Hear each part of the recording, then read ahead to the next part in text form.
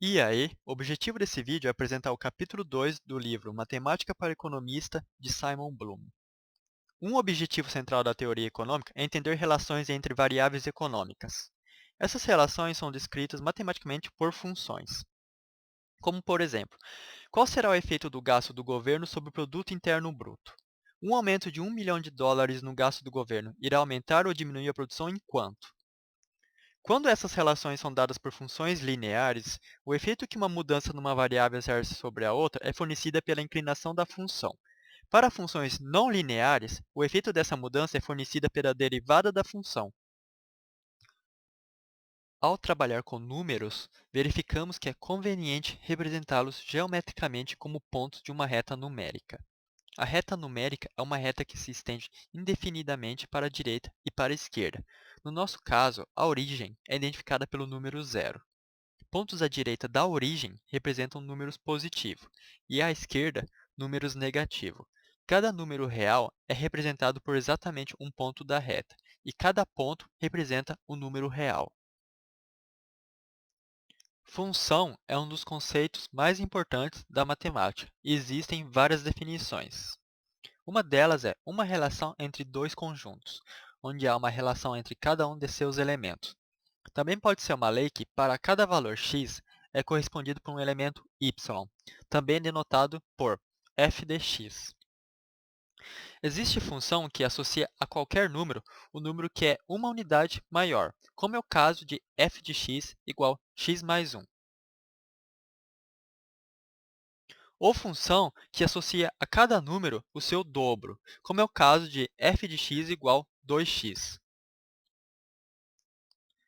Usamos uma variável x para a entrada da função e uma outra y para a saída da função. Escreveríamos as duas funções como sendo y igual x mais 1 e y igual 2x. A variável x é denominada variável independente e a variável y de variável dependente. As funções mais simples são os monômios, funções que podem ser escritas como f de x igual a x elevado a k. Como exemplo, temos a função f de x igual a 3x elevado a 4. O expoente inteiro positivo k é denominado grau do monômio e o número a denominado coeficiente. Uma função que é formada pela adição de monômios é denominada polinômio. Como exemplo, temos a seguinte função, h de x igual a menos x elevado a 7 mais 3x elevado a 4 menos 10x elevado a 2. Escrevemos os termos monomiais em ordem de grau decrescente. No nosso exemplo, o grau do polinômio de h de x acima é 7. As propriedades geométricas básicas de uma função são seu crescimento ou decrescimento. Uma função é decrescente se o seu gráfico sobe da esquerda para a direita. A função f de x igual a 2x é crescente. Caso contrário, uma função é decrescente se o seu gráfico desce da esquerda para a direita. A função f de x igual a menos 2x é decrescente. Se em x0 uma função f muda de decrescente para crescente, o gráfico de f fica virado para cima, em torno do ponto x0 f de x0. Tal ponto é denominado um mínimo relativo. Se o gráfico de uma função nunca fica abaixo desse ponto, é denominado um mínimo absoluto. Analogamente, se a função muda de crescente para decrescente, o gráfico fica virado para baixo, e x0, f de x0, é denominado um máximo relativo.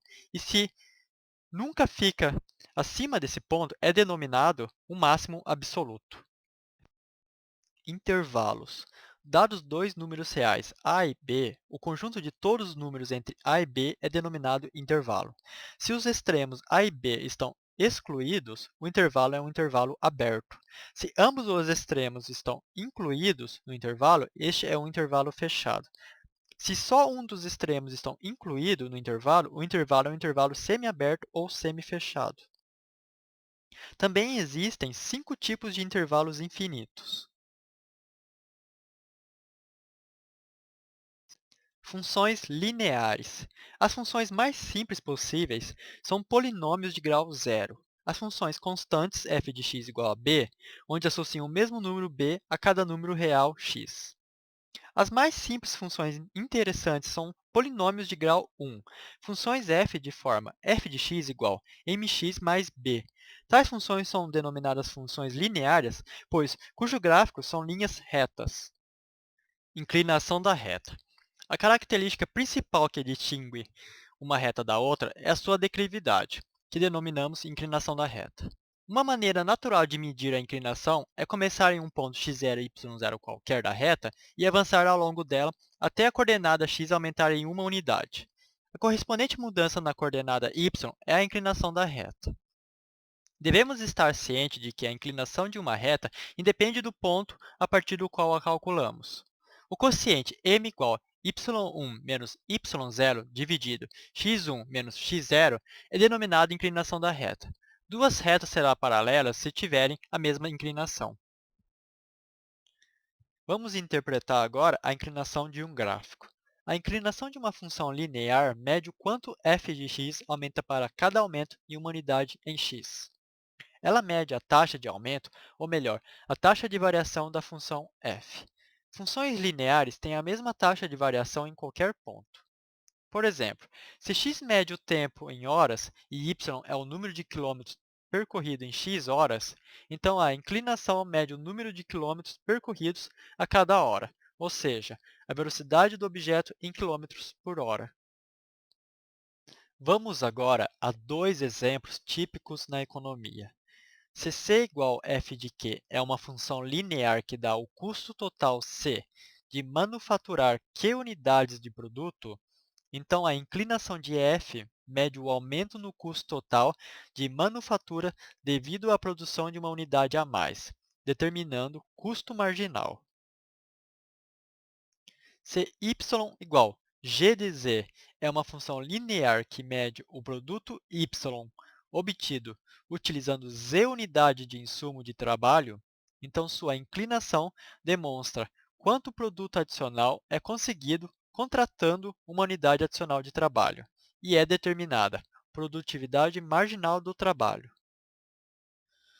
Vamos agora para a inclinação de funções não lineares. Quase todas as funções que surgem em aplicações são não lineares. Como vemos no gráfico, o gráfico não é uma reta. Para medir a taxa de variação de f, ou a inclinação de f, a solução natural para esse problema é traçar a reta tangente ao gráfico. Observe que para funções não lineares, diferentemente do que ocorre com funções lineares, a inclinação da reta tangente varia de ponto a ponto. Dizemos que a inclinação da reta tangente ao gráfico de f em x0, fx0, é a derivada de f em x0, que é denotada das seguintes maneiras. Esta última notação deriva do seguinte fato. A inclinação é mudança em f dividida pela mudança em x, ou ΔF sobre ΔX, onde usamos a letra grega maiúscula delta para denotar mudança.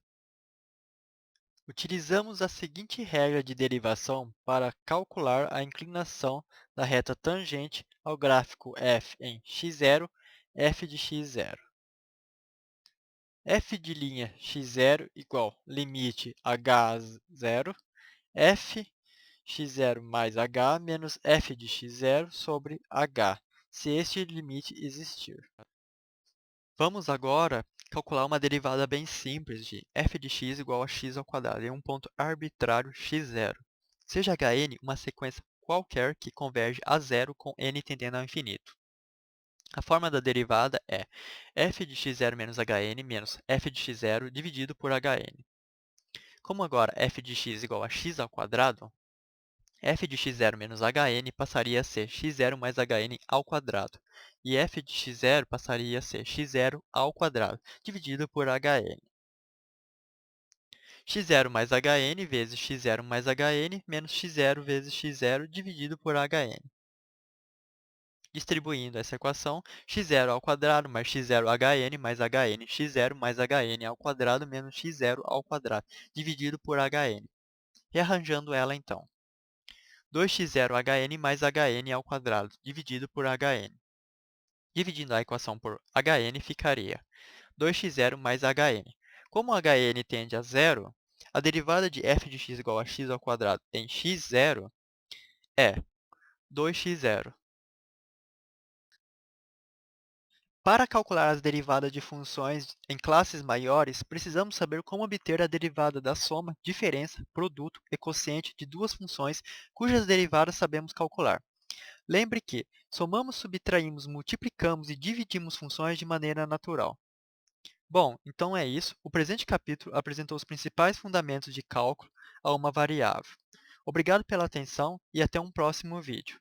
Deixarei correndo o teorema de derivação no final do vídeo, supondo que k é uma constante arbitrária e que f e g são funções deriváveis em x igual a x0.